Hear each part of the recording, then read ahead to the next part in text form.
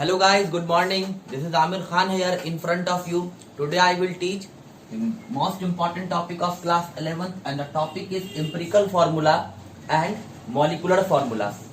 आज मैं आपको बहुत ही important टॉपिक पढ़ाऊंगा क्लास 11th के लिए। केमिस्ट्री का ये टॉपिक बहुत इंपॉर्टेंट है। इसका नाम है empirical and molecular formula. NCERT book अगर आप पढ़े होंगे तो वहां पर आपको ये टॉपिक श्योरली मिला होगा और आप काफी इंजॉय किए होंगे बुक में। अगर इसको पढ़े होंगे तो काफी इंटरेस्टिंग है, बहुत मजा आएगा आपको पढ़ने में। तो चलिए स्टूडेंट टॉपिक को शुरू करते हैं। अब देखिए यहाँ पे एम्पिरिकल फार्मूला, तो यहाँ पर दो चीजें, एम्पिरिकल फार्मूला और मॉलिकुलर फार्मूला। लेकिन अगर ध्यान दीजिए तो लास्ट में एक टर्म है फार्मूला। अब ये फार्मूला क्या होता है तो सुनिए, किसी भी चीज को आसान बनाने के लिए ना हम लोग फार्मूला का इस्तेमाल करते हैं। किसी भी चीज को आसान बनाने के लिए, जैसे मैथमेटिक्स में कैलकुलेशन के लिए हमें सेवरल्स ऑफ फार्मूलाज मिले। छोटा सा एग्जांपल ले ले, अगर हम लोग अलजेब्रा का क्वेश्चन सॉल्व करते हैं तो आप देखते होंगे कि आपको मिलता होगा a प्लस बी का whole square, a plus b का क्यूब।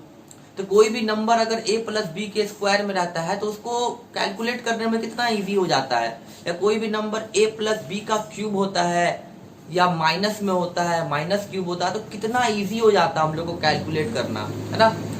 उसी तरह मैथमेटिक्स में अगर बात करें, ट्रिग्नोमेट्री अगर हम लोग पढ़ते हैं तो हम लोग जो है ना tan थीटा के लिए क्या लिखते हैं, tan थीटा के लिए लिखते हैं p by b, it means perpendicular by base.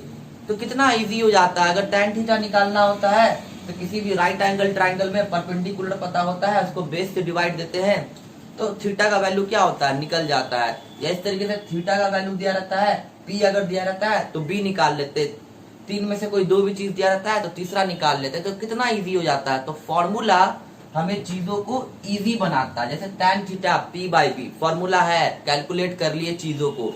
तो फॉर्मूला रिप्रेजेंट करता है इजीएस्ट वे को, किसी भी चीज को आसान बनाने के लिए।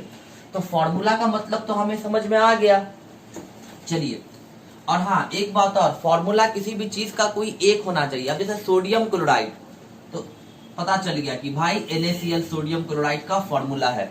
अब ये नहीं कि सोडियम क्लोराइड का भी फॉर्मूला NaCl, बेंजीन का भी फॉर्मूला NaCl, मैग्नीशियम क्लोराइड का भी, तो फिर वहां पर क्या होगा, कंट्रोवर्सी हो जाएगी, प्रॉब्लम हो जाएगी।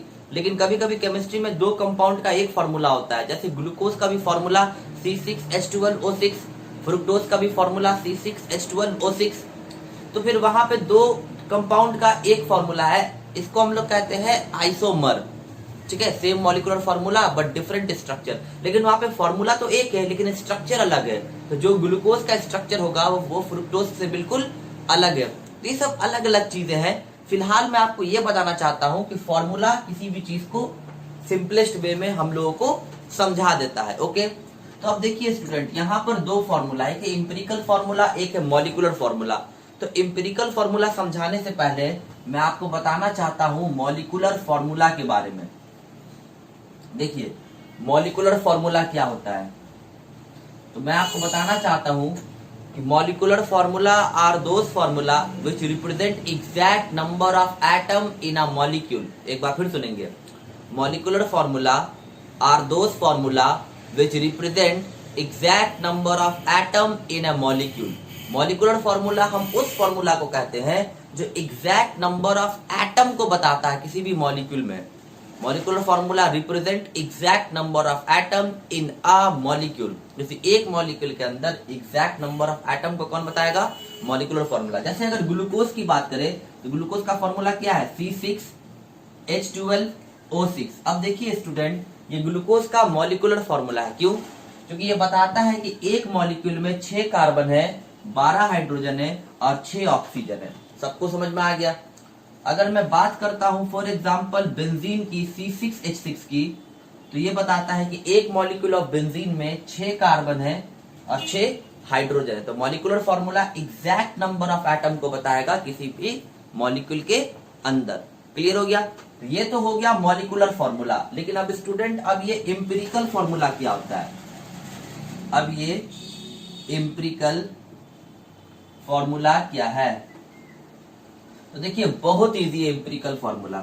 एक्चुअली एम्पिरिकल फॉर्मूला ना किसी भी मॉलिक्यूल के अंदर सिंपलेस्ट रेशियो को बताता है एटम के। तो सुनिए, empirical formula represent the simple ratio of atoms in a molecule. किसी भी मॉलिक्यूल के अंदर जितने भी एटम्स होते हैं उसके सिंपलेस्ट रेशियो को बताता है। इट मींस एम्पिरिकल फॉर्मूला मतलब सिंपलेस्ट रेशियो, बस आसान से लैंग्वेज में।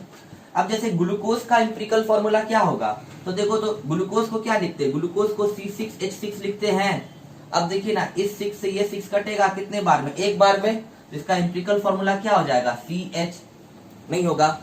सिमिलरली बेंजीन का भी क्या हो जाएगा, सॉरी स्टूडेंट ये ग्लूकोज नहीं है, ये बेंजीन है, मेरे मुंह से ग्लूकोज निकल गया था, तो ये बेंजीन का एम्पिरिकल फॉर्मूला क्या हो गया, CH। अगर हम ग्लूकोज की बात करें तो फॉर्मूला क्या होता है, C6H12O6, तो ये ग्लूकोज है। अब काटिए तो देखिए 6 1 जा 6, 6 2 जा 12, 6 1 जा 6, कटेगा ना, तो ग्लूकोज का एम्पिरिकल फॉर्मूला क्या होगा, CH2O। याद रहे ग्लूकोज का एम्पिरिकल फॉर्मूला क्या है, CH2O। यहाँ पे 6 से 6 एक बार में कटा, 6 से 12 दो बार में कटा, तो ग्लूकोज का एम्पिरिकल फॉर्मूला क्या हो गया, CH2O। तो एम्पिरिकल फॉर्मूला हमें क्या बताया, सिंपलेस्ट रेशियो को बताया, ठीक है। एम्पिरिकल फॉर्मूला सिंपलेस्ट रेशियो को बताया, जबकि molecular formula exact number of atom को बताता है। ये बात क्लियर हो गया आपको। एक चीज हमेशा याद रखिएगा, दुनिया में सभी कंपाउंड्स के मॉलिक्यूलर फॉर्मूला तो होते हैं, एम्पिरिकल फॉर्मूला भी होगा सिंपलेस्ट रेशियो में। लेकिन एक बात याद रखना है कि बहुत सारा ऐसा भी कंपाउंड है जिसका मॉलिक्यूलर फॉर्मूला और एम्पिरिकल फॉर्मूला सेम होता है, कटेगा ही नहीं, तो हम क्या करेंगे। अब जैसे एग्जांपल से मैं बता दूं कि अगर कार्बन डाइऑक्साइड है तो कार्बन डाइऑक्साइड का मॉलिक्यूलर फॉर्मूला CO2, लेकिन कार्बन डाइऑक्साइड का एम्पिरिकल फॉर्मूला क्या होगा, तो ये तो कटने वाला है नहीं, क्योंकि यहाँ पे एक कार्बन है, 2 ऑक्सीजन है। अब बाई में तो फ्रैक्शन में तो लिखते नहीं है फॉर्मूला को, फ्रैक्शन में तो एटम तो फ्रैक्शन में नहीं होते हैं, तो ये कटेगा नहीं। तो कार्बन डाइऑक्साइड का मॉलिक्यूलर फॉर्मूला भी CO2 और एम्पिरिकल फॉर्मूला भी CO2। Similarly ammonia NH3, ammonia का स्टूडेंट मॉलिक्यूलर फॉर्मूला भी NH3 और एम्पिरिकल फॉर्मूला भी NH3। तो जो नंबर में ऑड नंबर ऑफ एटम से या कट नहीं पा रहे हैं, सिंपलेस्ट फॉर्म्स में नहीं आ रहे, तो उसका मॉलिक्यूलर फॉर्मूला भी वही और एम्पिरिकल फॉर्मूला भी वही।